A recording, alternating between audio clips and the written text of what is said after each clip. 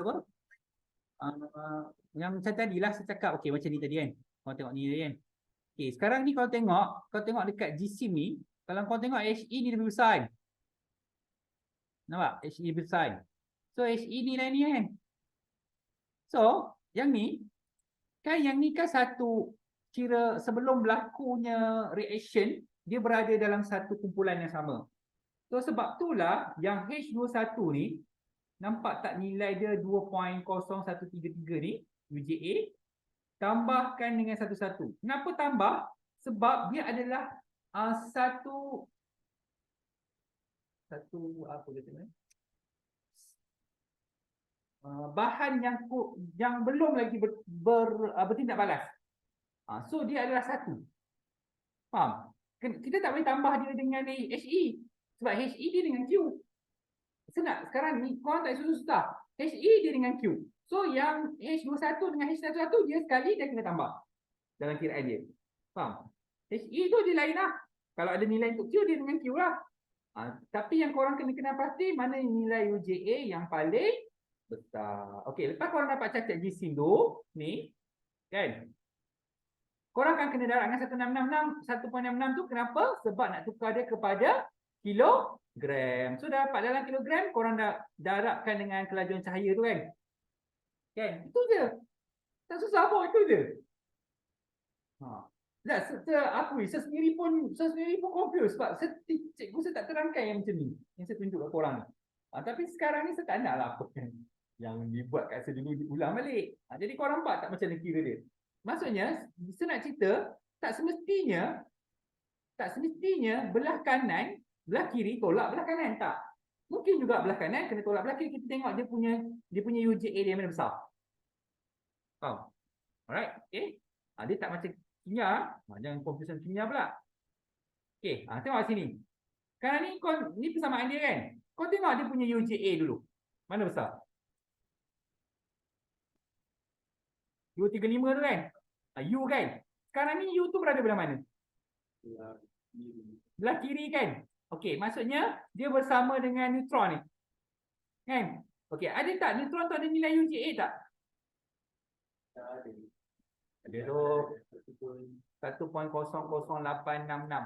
Nampak tak? Korang nampak tak dalam kiraan dia ditambah dengan neutron, nampak? Sebab dia sekali sebelum reaction. Yang selepas reaction ditambah sekali semua. Nampak tak ada 2 darab 1.0866? Kenapa ada 2? Sebab dia, nampak tak? Dia apa? Korang kimia apa ni? Seimbangkan. Yes. Sebab ada 2 tu kena darab 2 lah. Tapi sebelum darab 2 tu kita tahu dia kena seimbangkan dulu lah. Kalau tak seimbangkan tak boleh lah. Faham? Okay. Alright.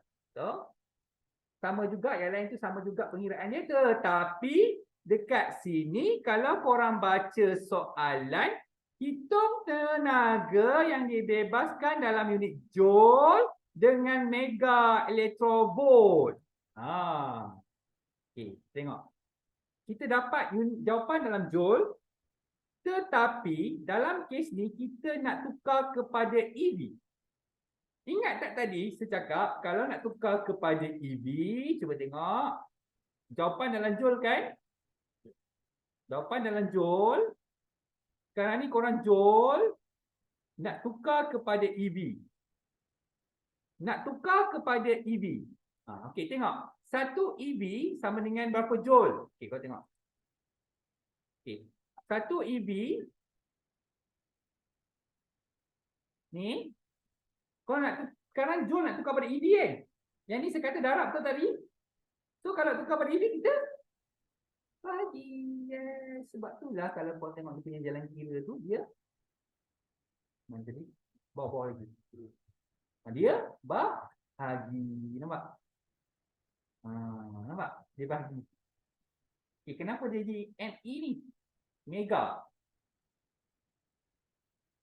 Mega tu tera, giga, mega tu apa? Saya ingat. Dia 1.81 darab 10.8. Ini nak tukar kepada mega kan? Mega. Mega. Mega. Mega. Mega. 10. 10 kuasa 12. 10 kuasa 9. 10 kuasa 6. Okey. 10 kuasa 6. Tak. Dia kena yang tu. 1.81 darab 10 kuasa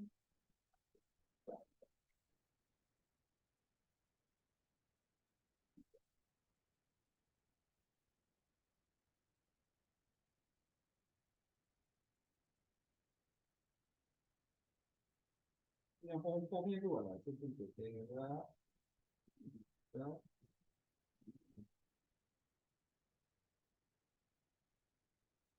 Tak ingat tu apa dia ni.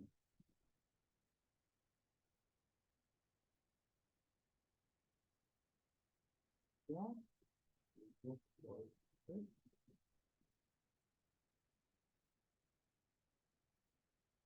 Senang pun, pukul senang pun. Tambah pukul senang kat sini. Darab 10 kuasa 8 NTB. Macam tu. 10 kuasa 14. Tapi dia kejap, sabar tau. Sabar sendiri.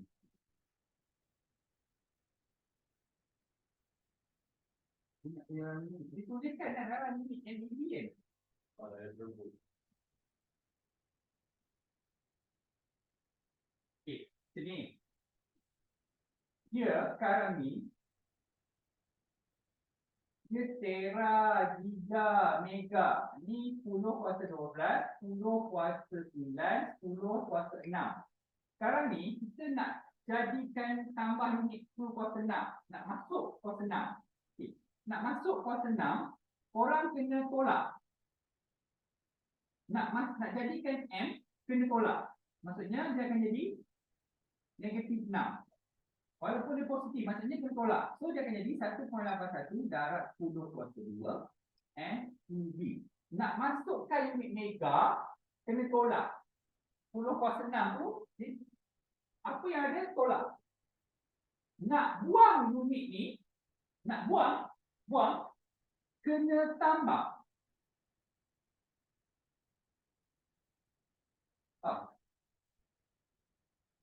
Nak letak unit M, mega, kena tolak. 10 kuasa 6 sebenarnya, tapi kena tolak. Tapi nak buang unit mega, kena tambah. Ingat tu. So, macam mana dia jadi 1.81 tu? Sebab ni kan, kita nak tukar titik baru kat sini, kita gerak ke kiri kan? Betul tak? Gerak ke, kalau masuk kongsi, saja kena titik baru, gerak ke kiri. Angka berarti. Angka berarti lah. 1.81 darab 10 kuasa negatif 2 darab 10 kuasa 2 MeV. Ini kan tolak. So, jadi 181 MeV. Orang memang kena banyak hati MeV. Okey. Tak, sekarang kau faham. Tak apa, jangan risau mega ke apa. Tak ada soalan macam tu lah. Kalau ada pun sangat terpencil lah. Tapi kita akan pastikan kita faham lah tukar tu. Jangan risau, saya akan bagi. Tapi senang kau tahu yang bahagi, darab, tu memang ada. Faham? Okey. Kalau tukar dia nak NAB ni, paling jarang berlaku lah. Okey. Tapi yang bahagi, darab, tukar tu, dia kena. Okey. Tengok tadi atas cerita terlepas ya. Ni nampak. Kenapa dia darab ni? Kenapa jadi MeV? Sebab dia dah bagi kat sini. Okey, kau ni dapat joule kan? Sekarang ni soalan ni nak apa ni? Yang tadi. Yang 6.4. Oh, tak ada pun dia minta kan. Dia gatal bagi MeV. Sebenarnya kalau korang nak bagi, kalau dia ni atau tau, maknanya korang bagi dalam joule lah. Kalau tak minta MeV janganlah, biar je dalam joule. Jangan tukar-tukar. Nanti korang sendiri yang confuse. Sebab dalam fizik dia tak ada masalah jawapan dia. Okay? Dia tak ada nak kata kena yang ni tak. Okay? So penggunaan tenaga elektrik dalam reaktor nuklear. Okay, kita ada kat Malaysia ni ada reaktor nuklear, tapi kecil. Tapi kecil. Kalau tak salah saya ada dekat pusat atom negara tu lah kat Jalan Bangi Lama. Itu korang pergi dengan pelawat, tengok sendiri. Boleh je orang ni. Kau tak ada, kau ada kelab sains kan? Kelab sains ke kelab fizik? Ha? Ha, kelab tak ada kat sini ada kelab sains. Presiden ada kelab sains. Okey, tindak balas berantai uranium 235. Tindak balas berantai ni, yang tadi, yang alfa, beta tu, yang ni aja. Ha, itu jadi macam ni. Okey. Okey, satu contoh tindak balas berantai tidak terkawal ialah letupan bom atom. Tindak balas berantai di dalam reaktor nuklear adalah terkawal, jadi jumlah tenaga yang dihasilkan adalah terurus. Rod pengawal digunakan untuk menyerap neutron yang berlebihan untuk mengawal kadar pembelahan nukleus di dalam reaktor. Okey. Tenaga nuklear yang dihasilkan melalui tindak balas berantai yang terkawal dalam reaktor nuklear boleh digunakan untuk menjanam elektrik. Okey, bahan-bahan dalam reaktor nuklear ni, benda-benda yang ada dalam reaktor nuklear ni, kalau korang tengok yang saya nak bacakan ni, semua ni korang kena hafal. Tak boleh faham. Nak faham macam mana? Uranium digunakan sebagai bahan api. Kena hafal lah, uranium lah. Tak bolehlah guna tanah. Okey. So, boron digunakan sebagai rod pengawal. Kenapa lah boron lah rod pengawal? Tak ada cara lain. Okey.